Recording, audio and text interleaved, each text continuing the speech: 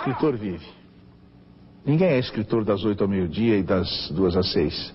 Quem é poeta sempre. E se vê continuadamente assaltado pela poesia. Assim como o pintor é assediado pelas cores e pelas formas, assim como o músico se sente procurado pelo estranho mundo dos sons, que é o mundo mais estranho das artes, o escritor deve pensar que tudo é argila, com que fará da miserável circunstância de nossa vida alguma coisa que possa aspirar à eternidade.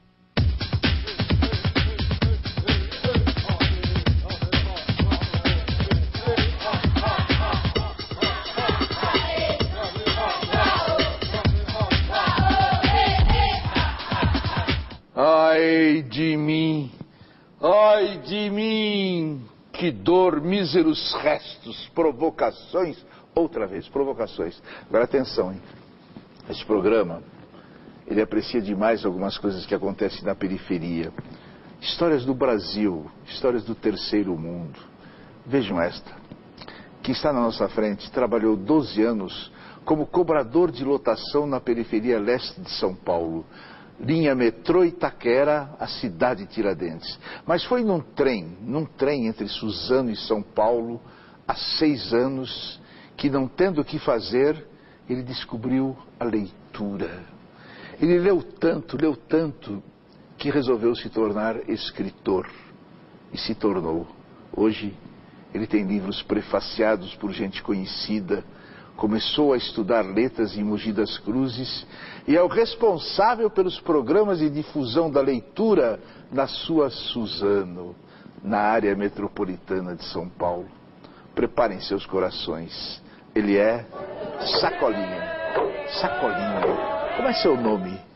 Me chamo Ademiro Alves e me reconheço como um dos seres humanos mais contraditórios existentes na face da Terra, que vive em conflito consigo mesmo, né? A todo momento está com crise. E ao mesmo tempo, eu acho que eu sou o único que reconhece isso, né? Sacolinha por quê? Sacolinha. Trabalhei 12 anos como cobrador de lotação. E esses 12 anos é praticamente uma vida, é praticamente um outro mundo. E o metrô Itaquera é um outro mundo. E assim que eu cheguei lá no metrô Itaquera, percebi que você, antes de começar a trabalhar, antes de você cobrar o seu primeiro passageiro, de você gritar o seu primeiro itinerário, você tem que receber um apelido, você tem que ser batizado. E assim que eu cheguei lá, eu vi um ambulante, um marreteiro, que o apelido dele era Sacolinha, um senhor de idade, porque todas as vezes que as pessoas iam comprar um salgado, uma pipoca, ele nunca tinha uma sacolinha para dar. Então ele sempre pedia pro vizinho da esquerda ou da direita: ô fulano, me empresta uma sacolinha aí, depois eu pago e tal. Só que ele nunca pagava, então resolveram apelidá-lo de Sacolinha.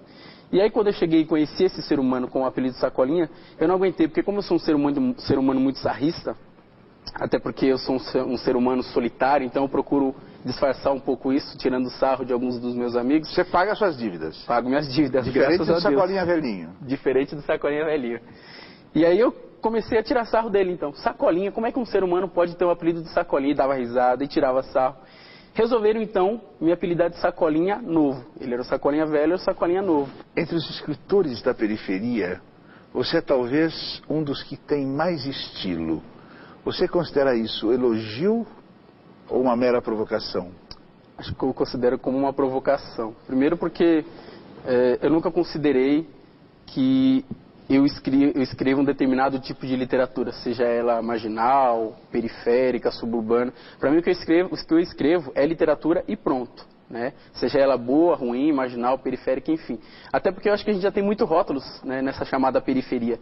É o baianinho, é o neguinho, é o marginal, enfim. Então acho que já chega de rótulos, agora, né? Depois do Obama, pararam, né? Agora tem mais respeito, né? Conta pra nós como é que foi essa mágica viagem de trem em que você descobriu a leitura. No trem de manhã, ou você fala de futebol, ou você fala de novela, ou você joga baralho, ou você cochila. E nenhuma dessas 4 coisas eu conseguia fazer. Então eu tinha que fazer alguma coisa para passar o tempo.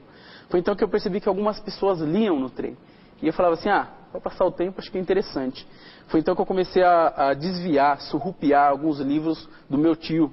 Meu tio, que hoje é padre, tinha, por ter amizade com muitos professores, ele ganhava muitas caixas de livro fechado e deixava debaixo da cama dele. E aí eu pedi um livro emprestado para ele não quis me emprestar.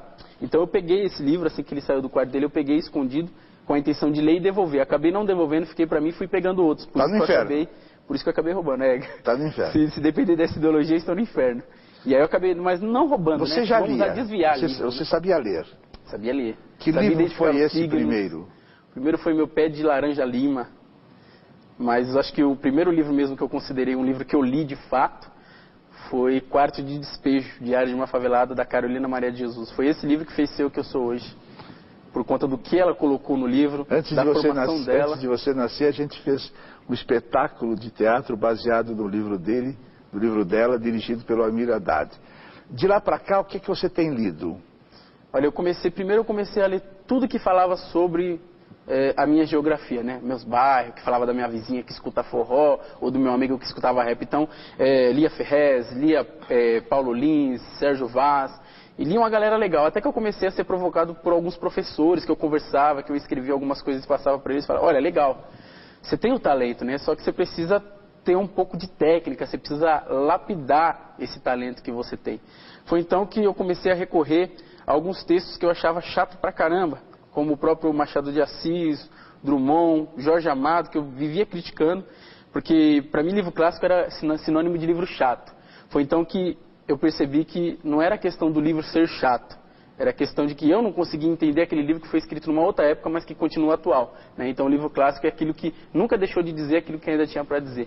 Então eu comecei a ler Machado de Assis e descobri, por exemplo, que o filão da história não é a gente ficar discutindo se Capitu traiu ou não traiu Bentinho. Se Capitu traísse, seria Dalton Trevisan e não Machado de Assis.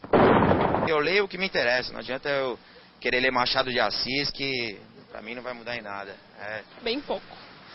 Mas jornal, revista, livro assim não é minha cara, não.